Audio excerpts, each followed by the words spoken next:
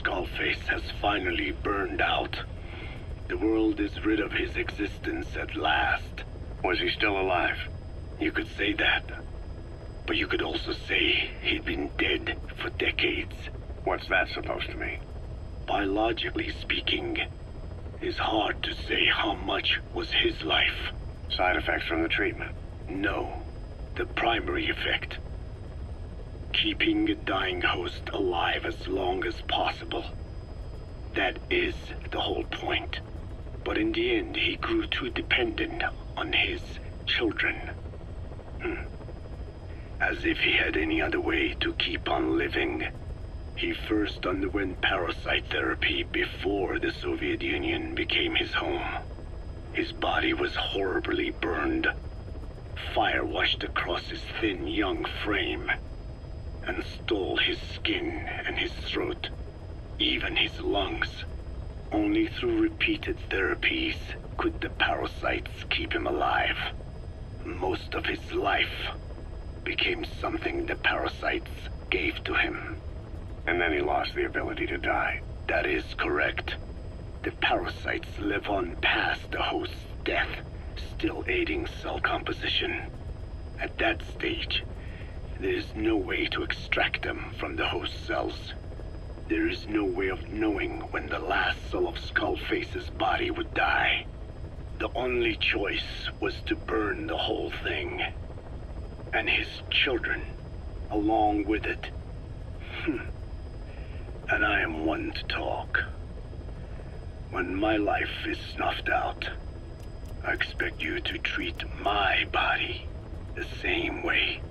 And when I burn, I will truly be one with my children for the first time.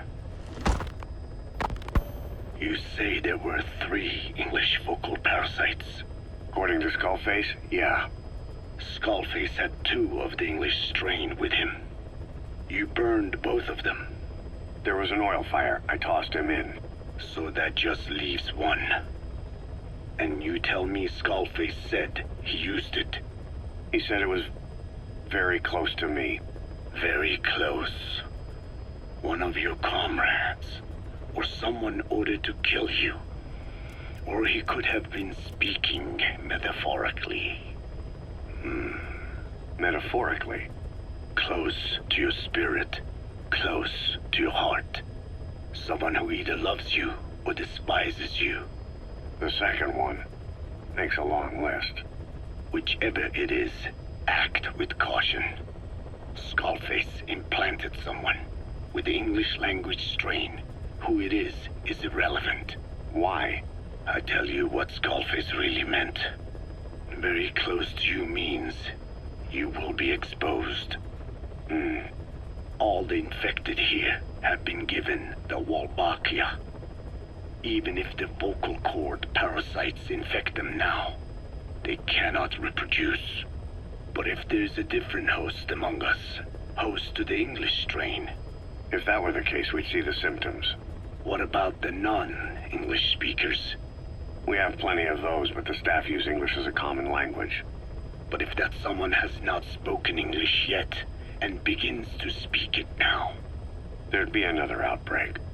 The final mating pair of the English strain must be found immediately. Skullface is gone, but his threat still remains. On this base, do you see what the final mating pair is? With him dead, those parasites are the stain he wished to leave upon the world. His thirst for vengeance. In the flesh. Think. Does anyone here bear a grudge against you? Who would target you, specifically?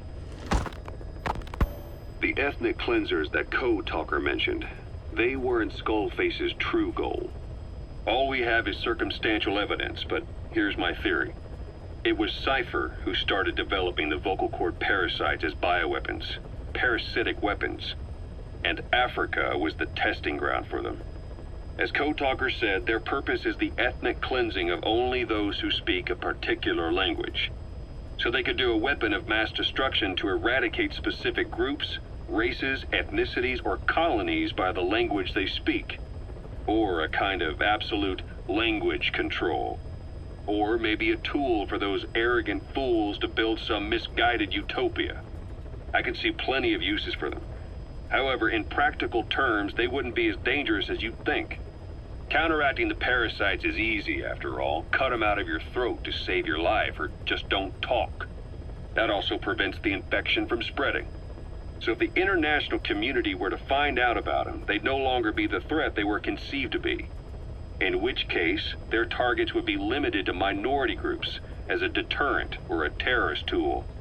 It's hard to imagine Cypher developing something like that as a main weapon for their arsenal. That leads me to think we've only tugged on one little thread in Cypher's grand tapestry. An obscure corner of their work, possibly forgotten altogether. In any case, things changed. When Skullface was forced to relocate to Africa and he saw that thread dangling. All the time he continued that research, he was secretly following his own agenda. The ethnic liberator parasites. His English language strain. Skullface said there were only 3 samples of the English language strain parasite, and I think we can believe him. Bringing his ethnic liberator's plan to fruition depended on creating an English version of the vocal cord parasites at all costs. But an English strain would have been useless to Cypher. Worse, it could have destroyed everything they'd built. It was the one type they couldn't allow. That means Skullface was forced to develop his English strain out of sight of Cypher's network. Naturally, he couldn't use the greenhouse facility Cypher had set up and filled with guinea pigs. Skullface must have found some secret place to create his precious few English parasites, hiding all evidence like a man cheating on his wife. Somewhere, an entirely standalone environment. And when his plan entered its final phase, he must have made the place disappear. Some little room, could be anywhere, but now nowhere at all. We'll never know where he did it, but to elude Cypher's surveillance, it couldn't have been big. I believe Skullface was telling the truth. There were only ever 3 samples of the English language strain. Why activate Sahelanthropus in Afghanistan? This is how Skullface wanted things to play out. The Soviet Union secretly develops a new type of nuclear weapon and successfully deploys it in Afghanistan. Revealing the existence of Sahelanthropus results in a return to the glory days of the Cold War. The threat it poses reignites the nuclear arms race between the world's major powers. The demand for nuclear weapons increases around the globe. What if you then introduced a nuclear weapon anyone could get their hands on? Non-nuclear nations, militant groups of all shapes and sizes, they'd all jump at the chance. Sahelanthropus was a marketing tool to sell nukes all around the world. But I think it's safe to say that plan was stamped out before it got up and running. The world's intelligence agencies never did turn up anything conclusive on it. After all, Sahelanthropus vanished before word could spread. Everything that's happened is already a fading memory, never to join the pages of history. Except for Cypher. Cypher won't forget. They'll already be working on something, quietly, beneath the surface. They'll use the pieces of data scraped together from this incident to build their own bipedal weapon. It'll take them a long time to complete it, but for now, the greed sector have found their new life's work. We'll have to be ready too. Hewitt's dug up some interesting facts about our skull-faced friend. 9 years ago, he was exiled to South Africa, stripped of political power. The upshot's that he ceased being a serious threat, in Cypher's eyes anyway. They eased up on surveillance, giving him an opening to establish his own military unit, one that answered to his will alone. Those men likely had no idea their orders were coming from Skullface. They probably didn't even know the organization was a part of Cypher at all. Anyway, it was in South Africa where he found renewed interest in parasites. And when he discovered the vocal cord parasites, he began to make his plan. Wipe the English language out of existence. free the world, not by taking men's lives, but by taking their tongues. In his eyes, the greatest symbiotic parasite the world's ever known isn't microbial. It's linguistic. Words are what keeps civilization, our world, alive. There was something Skullface said. America is made up of many peoples, but those peoples never mix. Quite so. One nation, home to hundreds of different ethnic groups, many of whom stick to their respective living areas, little colonies, not interacting with other groups, going out of their way to avoid one another, their land, organizations, relationships. Thus, the United States of America is no melting pot. It is more of a salad bowl. It is not made up from one people, but for its minorities to function in society, a common ground is needed. Language. Even if the country is not one. No, because it's not one, a lingua franca is necessary. English. American hegemonism was born from the illusion that English could unite diverse ethnicities. In taking in people from around the globe, America became a microcosm of it. Now the boundaries between it and the rest of the world have become blurred. However different our neighbors may be, English enables us to create symbiotic relationships with each other. If English can bring unacquainted neighbors together in America, this should hold true for the world. This salad bowl that is the world can also become one. A ruler's greatest wealth is not money or land. It is the number of individuals under his control. Subjects who work, consume, are there to be used as pawns in war. For a capitalist ruler, his people's power becomes his power. You are the same. With your diamond dogs, you spin it with your speeches. But what you're doing is bringing as much talent as you can into your little domain. Every person another feather in your cap. Yes, since ancient times, every civilization's ruler has had the same idea. When people unite under one will, they become stronger than the sum of their parts. And the one will is the ruler's will. And what do rulers use to bring people together? Language. In the Old Testament, it is written that only one language was spoken in Eden. A shared tongue that united all of humanity. Mankind eventually grew aware of its power and harnessed that strength to build a tower to the heavens. The mighty Tower of Babel. This angered God, who splintered the language of man, and the tower was never completed. Languages emerged, and the earth was divided as men went their separate ways. Every age is the same. A ruler's first order of business, after conquering new land, is to force his tongue on its people. Ancient Rome, Napoleon, and now Zero. English is wreaking havoc around the world right now. The British Empire tilled the land with war as its hoe, then began planting the seed that is English. Eventually, American capitalism became the new instrument. To play its game of wealth, you only had to abide by one rule: English. By exploiting people's desires, English has become a leash that people gladly wear around their necks, it would seem.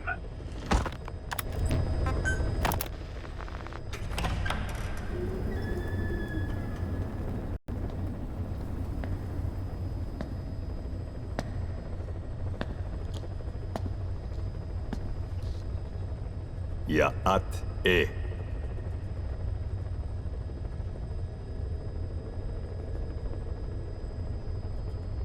You disappoint me. Have you forgotten my face? Leave me be. You won't respond to anyone else, so I figured it must be me you wanted to see. But now you won't even look at me. Have I not suffered enough? Not until you've eased my suffering first. To tell you the truth, old man, I'm in a bit of a bind. It's about your children. You know what I mean? The parasites. The ones that infect a man's throat, killing him if he speaks their language. They must not be allowed to multiply. You are allowed to live only in order to help me. But you don't want to, do you?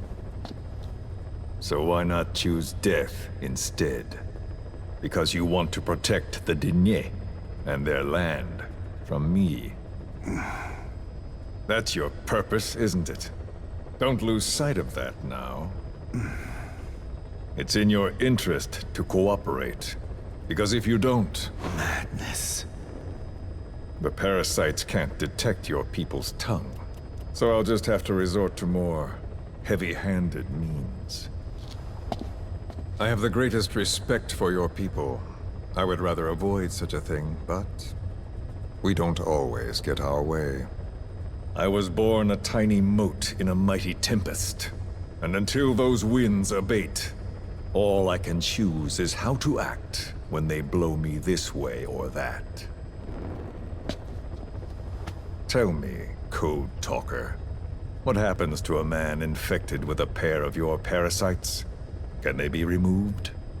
Can the full-blown symptoms be prevented? It is impossible to remove the parasites alone. They have too close an affinity with humans. Then how do you stop the symptoms from developing?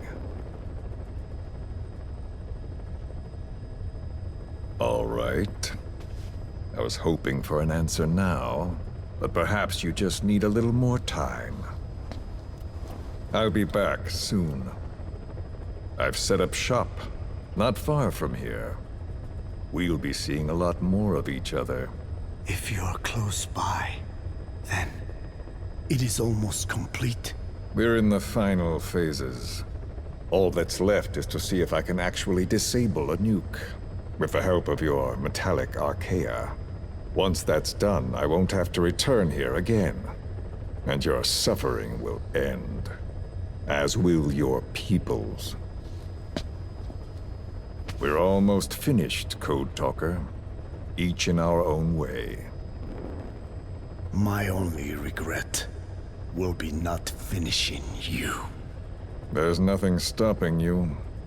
I'm only alive because you want me that way. Ridiculous. As you wish. My regret is this misunderstanding between us. You and I, our goal is the same. We should be working together. A symbiosis. You do not know my mind. I simply want the Diné bloodline to endure. Really now? You're just another mote in the store. How you react to all the slings and arrows, that's what counts. That's why you call those squirming monsters your children. What I have done is forbidden. Forgive me, all of you. The world should be left the way it is. You of all men should know that.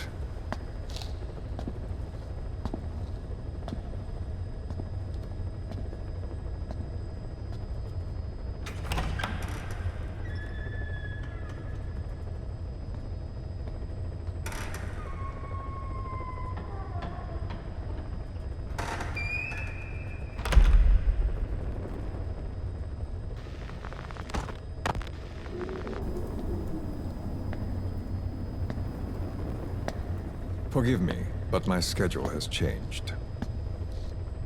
The time for grace and good manners has now run out. Please. Torture will not work on me. Surely you know this.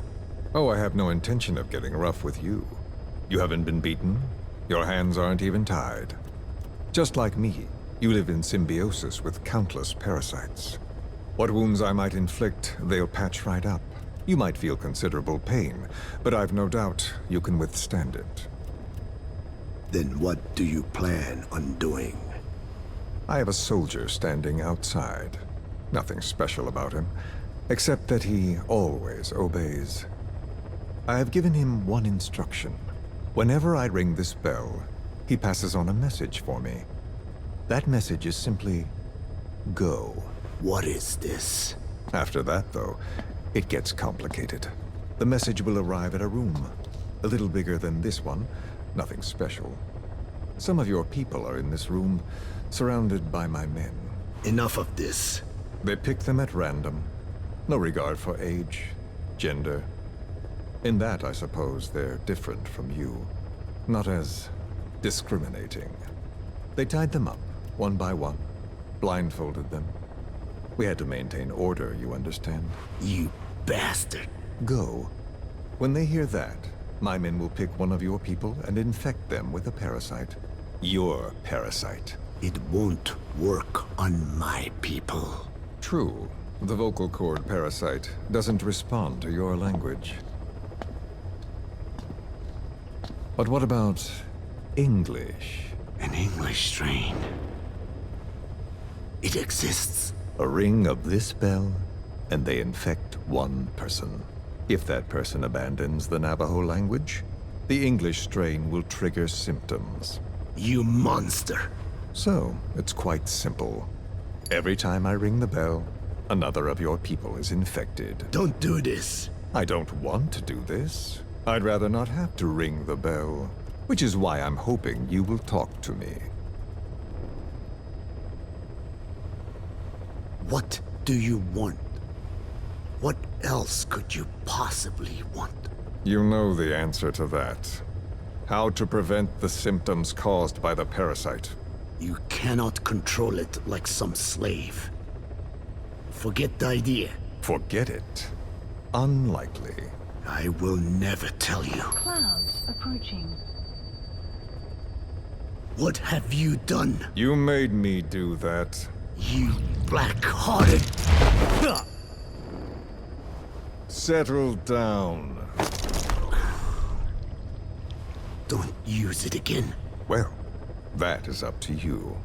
All you need to do is tell me what I want. How to prevent the vocal cord parasite symptoms. Why? Why do you need to know? The adult soldiers at Amasa are all dead. What? The parasite traveled downstream. How?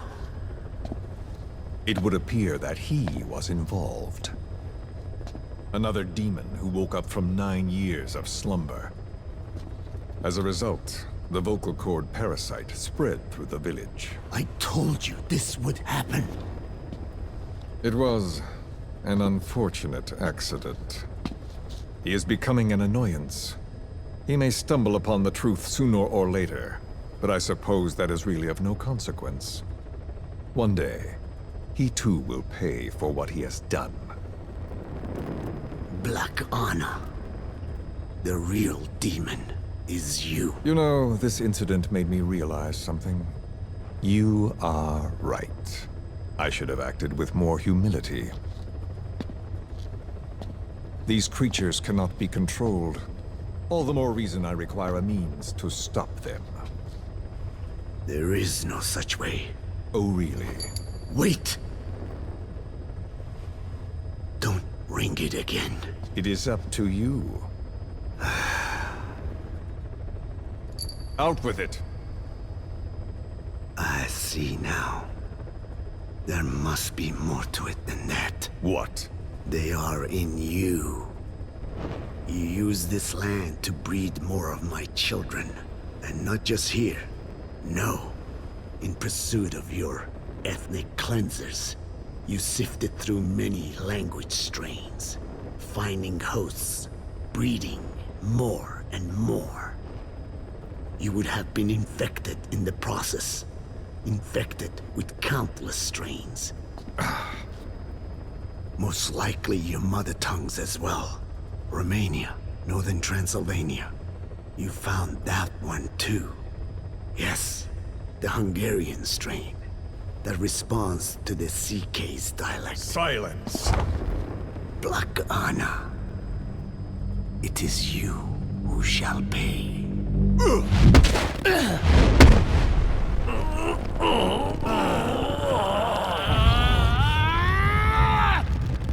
Is this your retaliation, old man? Let my people go and never bother them again.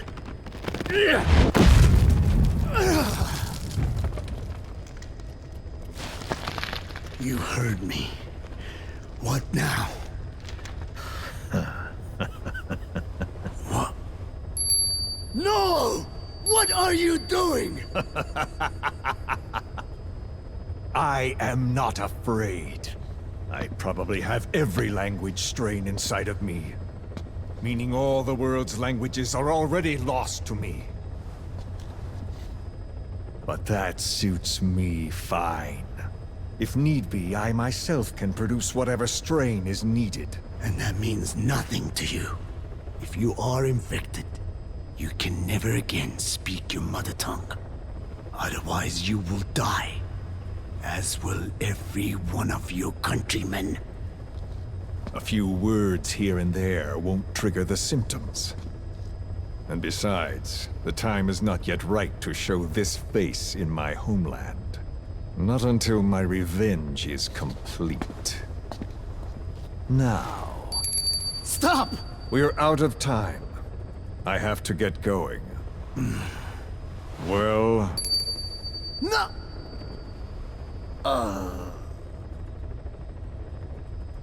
Radiation. It's radiation. Radiation, of course. So it can be used. But how much? I do not know. Radiation denatures their reproductive cells, preventing them from mating. Same principle as the sterilization technique. The reproductive cells are more sensitive to radiation than the rest of the body. But I have not tested it. There is no telling what mutation could result, or how the host may be affected. Not to mention what could happen if this is done post-infection. I don't care. This plan goes into action now. As long as it works, the details can wait. You wouldn't be lying to me, of course, old man. I can guarantee nothing. I owe you my life. My body has been burned on countless occasions, but it survives, thanks to your children. That is why I trust you. Then do not repeat my mistake. What's that? In the West, it is said that the Word became flesh and dwelt among us. In the East, it is said the man of flesh brings spiritual power to words. The people knew back then that these creatures carry the gospel. They do not belong in our hands. They must not be touched. How enlightening. I'll remember that. Consider this my thanks. What are you? Catch. No!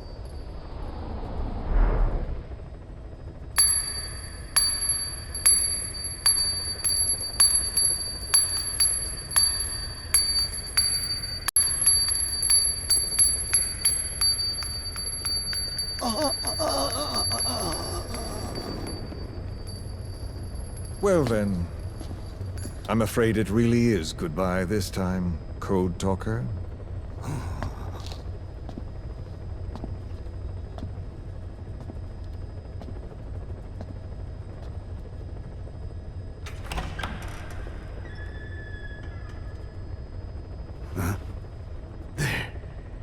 There is no soldier. Now where did he run off to? Guess he wasn't as obedient as I thought. There never was any soldier. So long.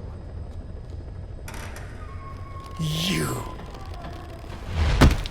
How dare you!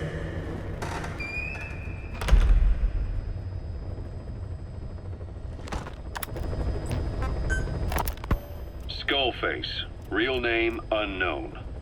Born in Hungary, more specifically northern Transylvania after it reverted to Hungary from Romania. While he was young, the country allied with Germany as part of the Axis powers, but later during the war, it came under Soviet occupation. The Hungarians struggled for independence, but the Soviets came down. Hard. Just like he said, time and again the country was ruled by a foreign tongue. When he was a young boy, he lost his native language, the bedrock for any developing child. His country, his family, his face, his identity, everything was stolen from him. All he had left was his skull. Skullface first tried his hand at espionage during all the chaos from the war. Agents, military officials, and soldiers who operated out of Hungary during the war vanished over the course of several months. This Soviet spy hunt rocked the counter-intel world. Mysterious fatal illnesses, accidental deaths, drownings, people having strokes behind closed doors. Just like Stalin, no one knew who was behind it. But all you need to do was look for who had the motive. They were all taken out by a man without a face. And now we've got an idea of how he did it too. He'd gotten revenge for his people, but he wasn't finished. Skullface defected to the West, eventually ended up with the SAS. That's where he met Zero. It's possible he began planning this whole thing back then. It's hard to say. In any case, Zero made him his XO. He always did have a thing for oddballs. But this one was set to lead a unit no one else would know about. When Zero created Fox, he also formed XOF as a support team. An unconventional special forces unit designed to support Fox, make it stronger, with Skullface given the orders. Zero never even told the boss about it, nor the CIA, naturally. If Fox was Zero's silver bullet, XOF was the recoil when he pulled the trigger, just like Newton's third law. While you were with Fox, Skullface was operating behind the scenes, sometimes as your backup, sometimes as a mole or a scout, sometimes as your cleanup crew. Fox's tale, making sure the mission succeeded and that you survived. We only have his word to go on, but Skullface's goal was revenge against those who'd use language to subjugate people. Those corrupting a people's identity by forcing a new tongue on them. Those using the power of language to control information. Naturally, that set his sights on Zero. To Zero, English was simply the most convenient code. But to Skullface, English was a parasite. And by eradicating it, he'd stop the world from being eaten away. If that didn't work, he was ready to see the world scorched by nuclear fire. To save language, culture, and race from annihilation, he was willing to overstep the hands of the doomsday clock. That is, of course, if you believe anything he had to say.